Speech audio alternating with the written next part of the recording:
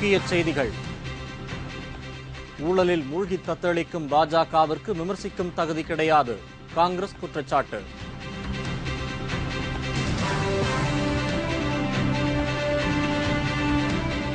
சென்னையில் விதிமுறைகளை மீறி கட்டப்பட்ட சரவணா ஸ்டோர்ஸ் உள்ளிட்ட 50 கடைகளுக்கு சீல். ரங்கநாதன் தெரு வெறிச்சோடியது.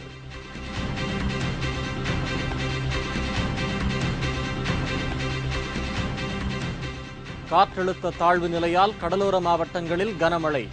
அணைகள் மற்றும் ஏரிகள் வேகமாக நிரம்புகின்றன.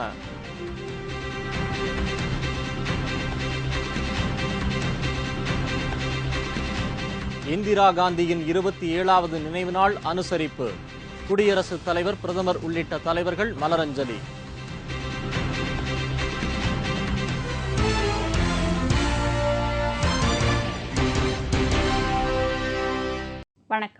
வணக்கம்.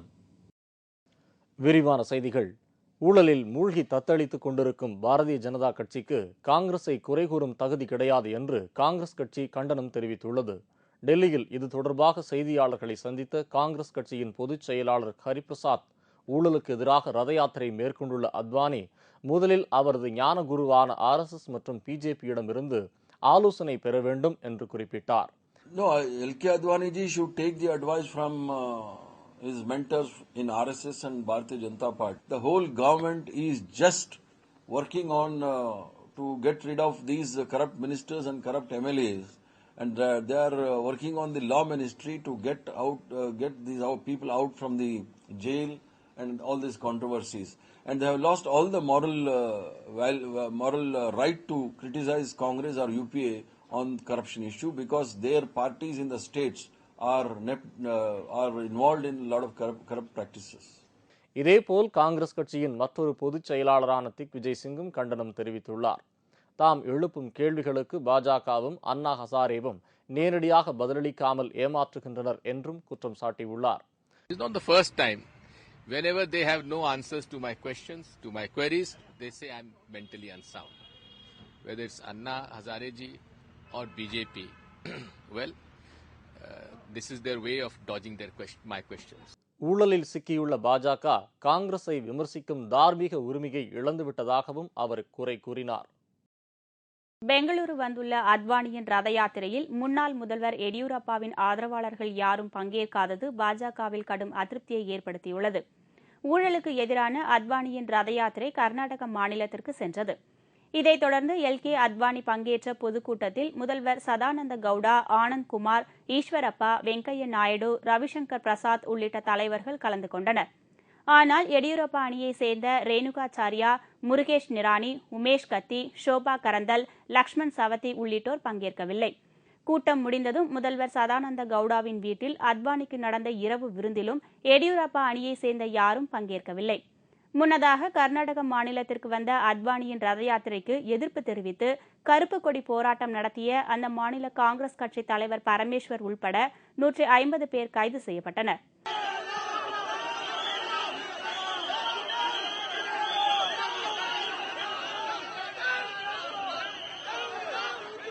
இதேபோல் அத்வானிக்கு எதிர்ப்பு தெரிவித்து கர்நாடக இளைஞர் காங்கிரஸ் சார்பில் அதன் தலைவர் ரிஸ்வான் தலைமையில் நூதன ஆர்ப்பாட்டம் பெங்களூரு சுதந்திர பூங்காவில் நடந்தது. சிறையில் அடைக்கப்பட்டுள்ள எடியூரப்பா, கட்டா சுப்பிரமணிய நாயுடு, கிருஷ்ணய்ய ஷெட்டி ஆகியோரது முகமுடிகளை அணிந்தபடி கர்நாடக இளைஞர் காங்கிரசார் நூதன போராட்டம் நடத்தினார்கள். இதனிடையே எடியூரப்பாவின் ஜாமீன் மனு இன்று மீண்டும் நிராகரிக்கப்பட்டது. ஆனால் மருத்துவ சிகிச்சைக்காக கட்டா சுப்பிரமணிய நாயுடுவுக்கு இன்று ஜாமீன் வழங்கப்பட்டது. சென்னை பெருநகரின் முக்கிய வியாபார ஸ்தலமாக கருதப்படும் டி நகர், ரங்கநாதன் தெரு மற்றும் உஸ்மான் ரோடு ஆகியவை இன்று வெறிச்சோடி போயின. ரங்கநாதன் தெருவில் விதிமுறைகளை மீறி கட்டப்பட்டுள்ள பிரபல நிறுவனங்களின் கடைகளுக்கு இன்று அதிகாலை சென்னை மாநகராட்சி மற்றும் சென்னை பெருநகர மேம்பாட்டு ஆணைய அதிகாரிகள் அதிரடியாக சீல் வைத்தனர். இதையொட்டி அந்த பகுதிகளில் பலத்த போலீஸ் பாதுகாப்பு போடப்பட்டுள்ளது.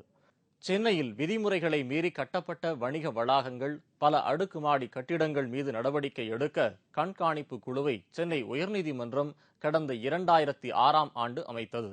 இந்த குழுவினர் செய்த ஆய்வில் டி நகர் உள்ளிட்ட பகுதிகளில் 48 வணிக வளாகங்கள் விதிமுறைகளை மீறி கட்டப்பட்டுள்ளதாக கண்டுபிடிக்கப்பட்டதை அடுத்து அந்த கட்டிடங்களை இடிக்க 2007ஆம் ஆண்டு கண்காணிப்பு குழு உத்தரவிட்டது.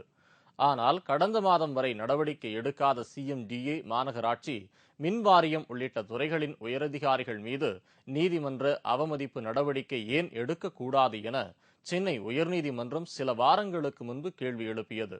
இந்நிலையில் டி நகரில் விதிமுறை மீறி கட்டப்பட்ட வணிக வளாகங்களுக்கு சீல் வைக்கும் நடவடிக்கையை அதிகாரிகள் இன்று காலை மேற்கொண்டனர். சரவணா ஸ்டோர்ஸ் துணிக்கடை மற்றும் பாத்திரக்கடை, Chennai silks, Ratna stores, Kumaran silks மற்றும் நகைக்கடை, ஜெயச்சந்திரன் டெக்ஸ்டைல்ஸ், காதிம்ஸ் என மொத்தம் 50 கடைகளுக்கு இன்று சீல் வைக்கப்பட்டது. இந்த நடவடிக்கையால் ரங்கநாதன் தெருவில் உள்ள மற்ற கடைகளும் இன்று அடைக்கப்பட்டன. இதனால் எப்போதும் மக்கள் கூட்டம் அலைமோதும் ரங்கநாதன் தெரு இன்று வெறிச்சோடி போனது. இலங்கை வட தமிழகம் இடையே வங்கக்கடலில் உருவாகியுள்ள புதிய காற்றழுத்த தாழ்வு நிலையால் அடுத்த 24 மணி நேரத்திற்கு தமிழகம் மற்றும் புதுவையில் கனமழை பெய்யக்கூடும் என்று வானிலை ஆய்வு மையம் அறிவித்துள்ளது. வங்கக்கடலில் நிலை கொண்டுள்ள புதிய காற்றழுத்த தாழ்வு நிலையால் தமிழகம் மற்றும் புதுவையில் பெரும்பாலான இடங்களில் நல்ல மழை பெய்து வருகிறது. கடந்த 24 மணி நேரத்தில் தூத்துக்குடி மாவட்டம் குலசேகரப்பட்டினத்தில் அதிகபட்சமாக 12 சென்டிமீட்டர் மழையும், பேராவூரணி, வைகுண்டம் ஆகிய பகுதிகளில் 9 சென்டிமீட்டர் மழையும் பதிவாகியுள்ளதாக வானிலை மையம் தெரிவித்துள்ளது. கன்னியாகுமரி அருகே நேற்று உருவான காற்றழுத்த தாழ்வு நிலை மறைந்து தற்போது இலங்கை வட தமிழகம் இடையே வங்கக்கடலில் உருவாகியுள்ள புதிய காற்றழுத்த தாழ்வு நிலையால் அடுத்த 24 மணி நேரத்தில் தமிழகம் மற்றும் புதுவையின் கடலோர மாவட்டங்களில் கனமழை பெய்ய வாய்ப்புள்ளதாக வானிலை ஆய்வு மைய இயக்குநர் ரமணன் தெரிவித்தார். நேற்று குமரி கடல் முதல் தென் தமிழகத்தை ஒட்டிய பாக்க நீரிணையம் வரை நிலை கொண்டிருந்த அந்த காற்றழுத்த தாழ்வு நிலையானது இன்று மறைந்துவிட்டது. இன்று காலை ஒரு புதிய காற்றழுத்த தாழ்வு நிலை உதயமாகியுள்ளது. இலங்கையில் இருந்து வட தமிழகம் வரை ஒட்டியுள்ள வங்கக்கடல் வரை நீடிக்கின்றது. வாரம் 24 மணி நேரத்தை பொறுத்தவரை கடலோர மாவட்டங்களில் பெரும்பாலான இடங்களிலும், உள் மாவட்டங்களில் அநேக இடங்களிலும் மழை எதிர்பார்க்கலாம். நாகை மாவட்டத்தில் ஏற்பட்டுள்ள கடல் சீற்றம் காரணமாக நாகை மற்றும் பூம்புகார் பகுதி மீனவர்கள் இன்று மீன்பிடிக்க கடலுக்கு செல்லவில்லை. கடந்த 3 நாட்களாக மழை பெய்து வருவதால் கடல் மிகவும் ஓங்கலாக காணப்படுகிறது. இதனால் பெரும்பாலான மீனவர்கள் கடலில் மீன்பிடிக்க செல்லவில்லை. திருவள்ளூர் மாவட்டத்தில் பெய்த தொடர் மழையால் சென்னைக்கு குடிநீர் வழங்கும் புழல் ஏரிக்கு வரும் நீர்வரத்து அதிகரித்துள்ளது. அணை நிரம்பி வருவதால் பாதுகாப்பை கருதி ஏரியில் இருந்து 2 மதகுகள் வழியாக 400 கன அடி நீர் வெளியேற்றப்படுகிறது. இதேபோல் மேற்கு தொடர்ச்சி மலையில் தொடர்ந்து பெய்து வரும் வடகிழக்கு பருவமழையால் முல்லை பெரியாறு அணை வேகமாக நிரம்பி வருகிறது. கடந்த 4 நாட்களில் 7 அடி நீர்மட்டம் உயர்ந்துள்ளதால் தேனி, கம்பம் பகுதி பாசன விவசாயிகள் மகிழ்ச்சி அடைந்துள்ளனர். திருப்பூர் மாவட்டம் உடுமலை, அமராவதி அணை நீர்பிடிப்பு பகுதிகளில் பரவலாக மழை பெய்து வருவதால் அணையின் நீர்மட்டம் வெகுவாக உயர்ந்து வருகிறது. அணைக்கு வினாடிக்கு 1250 கன அடி நீர் வந்து கொண்டிருப்பதால் விவசாயிகள் மகிழ்ச்சி அடைந்துள்ளனர். தொடர்ந்து பெய்து வரும் பருவமழையால் தமிழகத்தின் மிகப்பெரிய ஏரியான மதுராந்தகம் ஏரிக்கு நீர்வரத்து அதிகரித்துள்ளதால் வேகமாக ஏரி நிரம்பி வருகிறது. 23 அடி கொள்ளளவு கொண்ட மதுராந்தகம் ஏரி தற்போது 19 அடியை எட்டியுள்ளது. இதேபோல் தமிழகம் முழுவதும் உள்ள அணைகள், ஏரிகள் மற்றும் குளங்கள் வேகமாக நிரம்பி வருகின்றன. மறைந்த முன்னாள் பிரதமர் இந்திரா காந்தியின் நினைவு நாளை முன்னிட்டு டெல்லியில் உள்ள அவரது நினைவிடத்தில் குடியரசுத் தலைவர் பிரதீபா பாட்டீல் மலர்தூவி அஞ்சலி செலுத்தினார்.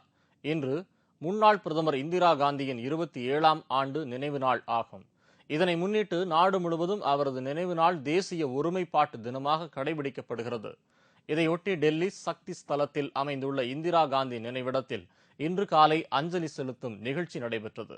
இந்நிகழ்ச்சியில் குடியரசுத் தலைவர் பிரதீபா பாட்டீல் கலந்து கொண்டு மலர்தூவி அஞ்சலி செலுத்தினார். இதேபோன்று பிரதமர் மன்மோகன் சிங், காங்கிரஸ் கட்சியின் தலைவர் சோனியா காந்தி, பொதுச் செயலாளர் ராகுல் காந்தி உட்பட பல தலைவர்கள் மற்றும் பிரமுகர்கள் மலர்தூவி அஞ்சலி செலுத்தினார்கள்.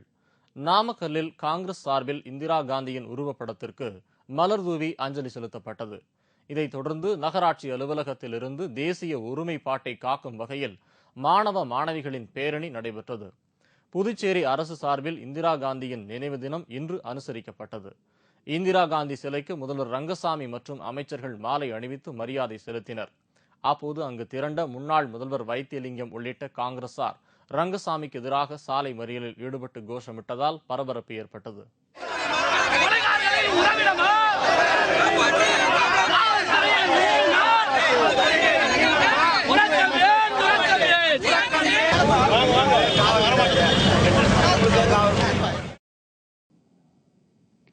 புதிதாக பொறியியல் கல்லூரி தொடங்க அனுமதி கிடைக்காது என்று அகில இந்திய தொழில்நுட்ப கவுன்சில் அறிவித்துள்ளது.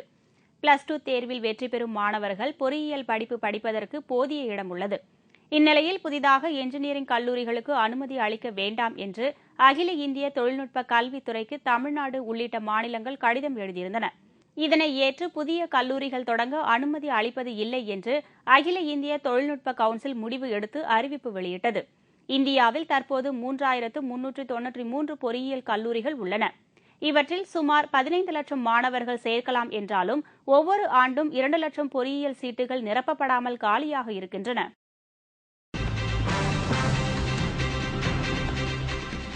திருச்செந்தூர் கடற்கரையில் நடைபெற்ற சூரசம்ஹார வைபவம். லட்சக்கணக்கான பக்தர்கள் சுவாமி தரிசனம்.